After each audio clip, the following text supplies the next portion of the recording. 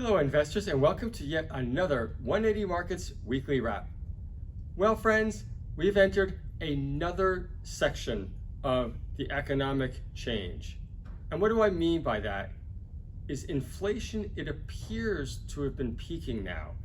That's right, we are starting to get that data that is suggesting that maybe inflation has reached its top level. But the second stage to that is now to see some economic weakness, and specifically within jobs, and even more granularly within the tech sector. That's right, we're seeing companies like Meta announcing that they're going to lay off 10,000 people. There's an activist investor now in Google asking for 25% reduction in the workforce, I believe. And what is it going to produce is, as these jobs become more vacant, and as we are already starting to see, for the first time in as long as I can remember, salaries in the technology sector for those jobs such as software engineers coming down, we haven't seen yet, and we will start to see, what are the ramifications on consumer spending, and how do we sail this huge ship that the Fed is trying to adjust into a tiny berth and what does it mean for capital raises? Well, it's still been very active, and to talk about it in more detail, I'll now turn it over to Sean. Hi everyone, great to be back in the hot seat after a few weeks away. A few Christmas parties and investor meetings. It was great to meet everyone, quite a few people for the first time in Sydney, and thanks to everyone who attended our Christmas parties. Pretty active week in placement world. There were two big ones Wednesday. So I'm going to start off with Renascor, RNU. Here's the market. It's down today, 28.5, and they raised money at 27.5 cents, $70 million. So this is one example of a transformational company, probably one of our best lead managed deals ever. So back in 2020, when everything was low and a lot of companies were really underfunded and their share prices were low, we helped raise money for them at 1 cent with a free option. So anyone that's still holding that, congratulations. To be raising $70 million now, that is purely amazing. So hopefully Renascor keeps going from strength to strength. TOE, Toro. So this is a uranium play in Western Australia. So Western Australia, currently you can't mine uranium, but they've got a massive deposit, and this is purely a punt based on hope that Western Australia changes its mining rules. We'll bring up the chart here of Toro. So this one moves a lot with uranium. So over the past few years, there's been a few uranium booms in the market, and like one example was here, where uranium prices went nuts. This was about 3 years ago, and just every so often, uranium stocks just go crazy, and this is one that moves with that theme. So they raised $5 million. There was a free option. I think it was 1 for 2 at 1.8 cents. A big raise this week, and a lot of talk about the company BTH, Big Tin Can. So they raised money at 60 cents, and it's currently trading below that because they knocked back a takeover offer. So they received an offer at 80 cents a share. I'm not sure who did that, but who made that offer. But unfortunately they knocked it back. The placement will obviously now fund them for their activities, and it will be very interesting to see what happens there. We'll bring up the chart of Big Tin Can, and they rattled the can this week, so clearly it's rattled the market as well.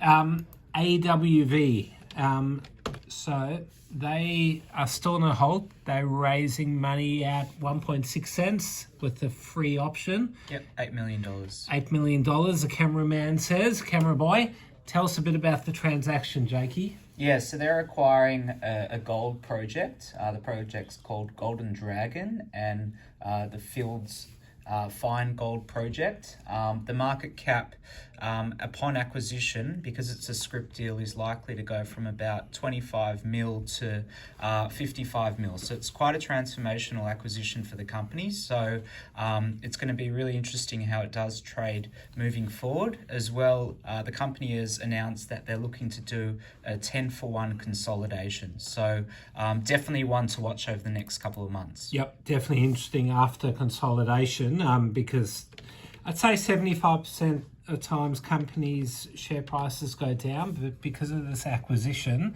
it will be really interesting. Finally, DOU is also still halted, I believe, raising 2 to 3 million at 1.6 cents. Each share comes with a 1-for-1 4-cent option. Now, DOU, some of you may remember, was a 3-cent IPO. We need to go back a few years. And it went from 3 to, I think it hit 40 cents within a few weeks of listing. So that's a lot of people remember DOU for that. Unfortunately, it has struggled of late, but hopefully this capital raising can get them back up and running. All right, quite a few movers this week. Lithium is still in favor. 2 IPOs. Let's start off with PMT. So this one was a 60-cent IPO that was done by Canaccord and Neuros.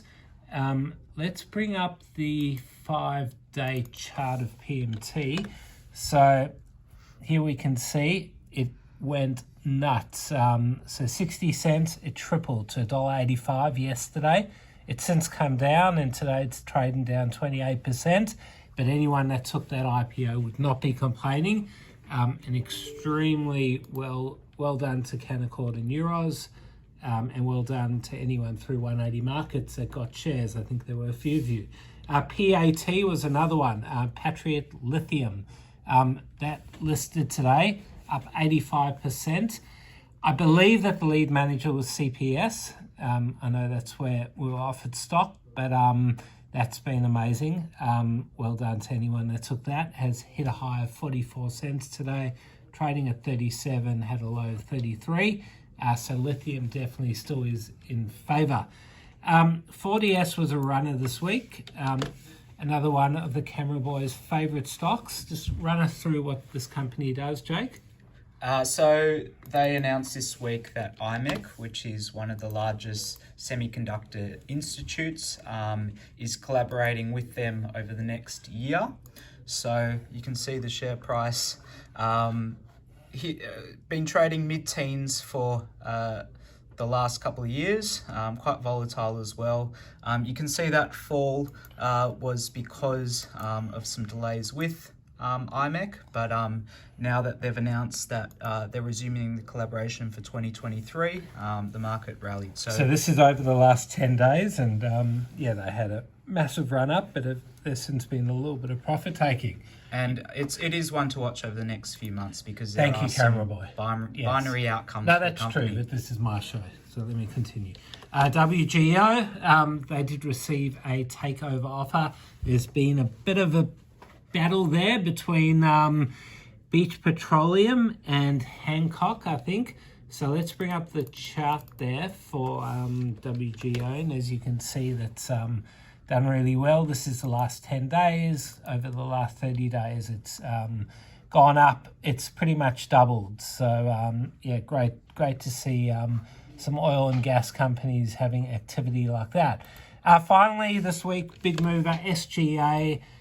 This is a graphite company, and we'll pull up the news, and they announced 99.87% graphite purity. So, look, I don't understand the grades that well, but when you just read something like that, you just, I think the market's got very excited, and this one has been a very good performer. I don't think they've been listed for too long. So that's, I think it's been around for about 3-4 months, and 20-cent IPOs. So, well done to anyone that's holding that. All right, that's a wrap. Thanks for joining us. Let's. I think next week there'll be a few more raises, and then I think that'll be it for the year. Thanks for joining us. Thanks for watching another 180 Markets Weekly Wrap. If you want access to thousands of capital raises, sign up at 180markets.com.au and you'll get access to our very next capital raise. Thanks for watching.